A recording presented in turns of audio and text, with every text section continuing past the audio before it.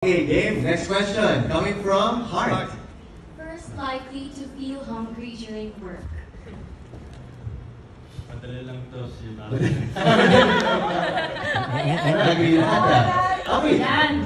May bakery kami doon sa harapan. May mga tinapay nandyan, unti-unti nawawala, nababawasan. Kinakain ni Atasha.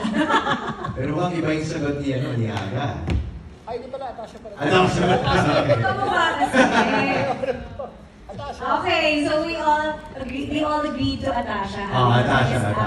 Unanimous. Ayan, now we know. Okay, Kuya Yani. Ito, maganda tong tanong na to. Pero ano mo, first time ko nakita ang Bulak family na, siyempre first time naman nila magkasama. Ang kasama nila, dalawang chef, anim na yaya, tapos 37 na makeup artist. All in all, siguro 50 sila. Ang dami. Tapos ang maleta nila, wala nga lupirito, ang maleta nila, kailang pupunta ng abroad. Ay, nakita kong 8 maleta. Nahimpat, parang hindi na sila babalik sa bahay. Pero yung first likely to pick or order food on the set, wala pa ako nararamdaman, sana gawin to ni Aga Mulak. Kasi ang pagkain nila, talagang healthy sila na kumakain. Oo, may chef sila doon na may nutritionist pa. Oo, sinusuri pa nga kami, pati kami sinusuri pa ba namin. Pag mga kami pakilalaban. Naka-uniform itong chef ha, naka-uniform. Para may ratatuwi pa nga nila.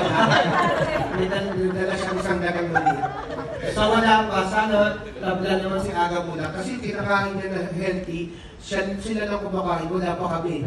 Oo, si Ate Ses nagdadala ng pagkain, pero pang matanda. Eh, walang sugar, walang salt. Ang kinakain natin, hindi ba yung pagkain ng iba, tapos nagpapanggap tayo na ano? Oo, meron kong naiwan na biskuit. Sa sobrang gutom namin, kinain namin. Hindi naman pala amin. Sa makeup artist. Tapos nagpabiling makeup artist na madami. Kasi sabi ko, matay gutom ng mga artist. Nagpabili ng 4 na gano'n. Kuya Aga, sama mo na kami doon sa chef ha? Doon sa menu ha? So, Kuya, yung question mo, first... Kasi nga wala eh. Wala ba? So, wala kayong chance sumagot. Wala. Paano sumagot? Ako na. Okay. Kanya-kanyang baon. Kanya-kanya ba? KKB. Kanya-kanya yung bago na chef. Okay.